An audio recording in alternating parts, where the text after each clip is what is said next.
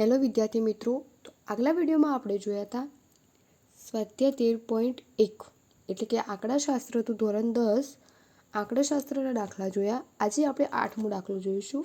હવે હું બધા નથી ગણાવવાની, જે તમારે જરૂર હોય તમે કોમેન્ટ સેક્શનમાં લખી શકો છો. હવે આ છેલ્લો દાખલો અહીંયા હું તમને ગણાવીશ અને પછી આપણે બહુલક ઉપર જઈશું. તમને કોઈ પણ ડાઉટ હોય તો કોમેન્ટ સેક્શનમાં લખો અને તમારા બીજા ફ્રેન્ડ સાથે શેર કરી દો, જેથી મને પણ સપોર્ટ મળે. હવે ક્વેશ્ચન 8 છે, તમે તમારી નોટબુક ઓપન કરીને રાખો. એમાં એવું કહ્યું છે, એક વર્ગ આપ્યો છે, બરાબર. એમાં ગેરહાજર વિદ્યાર્થીઓની સંખ્યા વર્ગ શિક્ષક પાસે છે યાદી.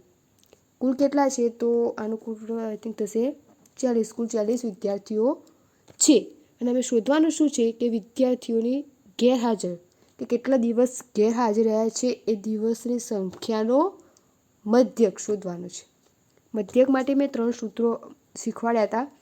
આગળ જેને પણ વિડીયો જોયા હશે એમને ખબર જ હશે. તો આજે આપણે જોઈશું ક્વેશ્ચન 8.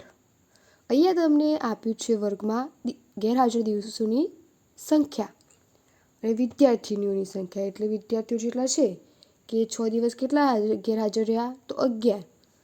10 થી 14 દિવસ વચ્ચે કેટલા હાજર રહ્યા? આટલા દિવસ, તો 7 વિદ્યાર્થીઓ. એ રીતે તમને આપ્યું છે. હવે આપણે મધ્ય કિંમત શોધીશું XI. આમાં આપણે ધારેલ મધ્યકની રીતનો યુઝ કરીશું. એટલે આપણે અહીંયા ઓલરેડી લખી દીધું છે DI FIDI વાળું, બરાબર. હવે XI શોધવા માટે મેં તમને કહ્યું હતું અધસીમા વત્તા અધ્વસીમા ભાગ્યા 2. તો 6 વત્તા 0 એટલે 6 ભાગ્યા 2 એટલે 3. 10 વત્તા 6 એટલે 16. 8 દુ 16. તો અહીંયા શું આવશે? 8. તે રીજો અહીંયા આવશે 12. 20 અને 14. તો અહીંયા આવશે 17. 17 દુ 34. તે જ રીતે અહીંયા આવશે 24. પછી આવશે 33 અને 39. રાઈટ? આટલો તમને મળશે XI. હવે આપણે શું કરવાનું? તો XIમાંથી જે મધ્ય કિંમત હોય એને આપણે ધારવાનો A. હવે A કેમ ધારવાનું? તો અહીંયા તમને લખ્યું છે DI શોધવાનો છે. તો DIનું સૂત્ર શું છે? XI minus A. હવે XI એટલે આ સંખ્યા 3માંથી 17 બાદ થાય તો કેટલા વધે? -14. કેમ -14? મોટી સંખ્યા આગળ માઇનસની નિશાની છે. તે જ રીતે 8માંથી 17 બાદ થાય તો -9. 12માંથી 17 જાય તો કેટલા વધે? -5. અને 17માંથી 17 એટલે 0. હવે 24માંથી 17 જાય તો કેટલા વધે? તો કે 7. અને 33માંથી 17 જાય તો 16. 39માંથી 17 કાઢો તો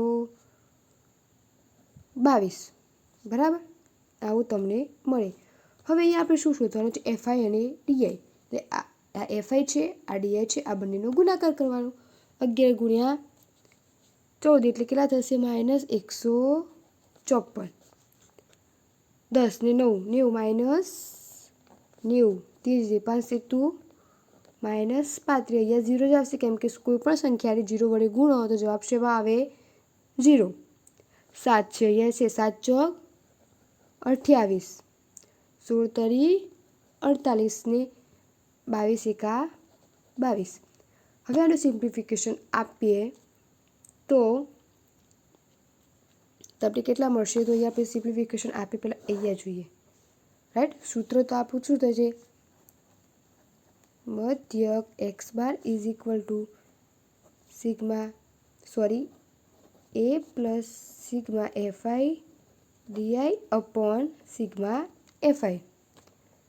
તો અહીંયા આપણે રફ કામ કરીએ તો આ બે સંખ્યાનું પહેલાં સરળ. -154 ને -90. અહીંયા 4, 9 ને 5 14 અને 2 એટલે -144 થયો. હવે 244 સોરી, એમાં હજી -35 એડ કરો એટલે કેટલો થાય? માઇનસ માઇનસ પ્લસ છે એને સિંહ હશે માઇનસની. તો 5 ને 4 9, 4 ને 3 7 અને 2. આ તમને આન્સર મળ્યો.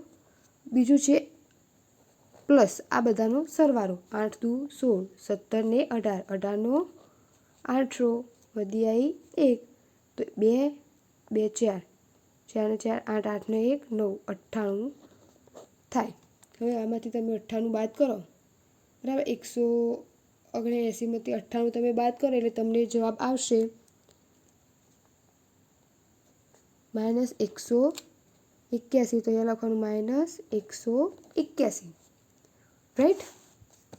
હવે અહીંયા જોજો x બાર એ આપણે કેટલા લીધા હતા 17 વત્તા FIDI આપણું શું થશે તો -181 ભાગ્યા 40 જે આપણું છે સિગ્મા FI.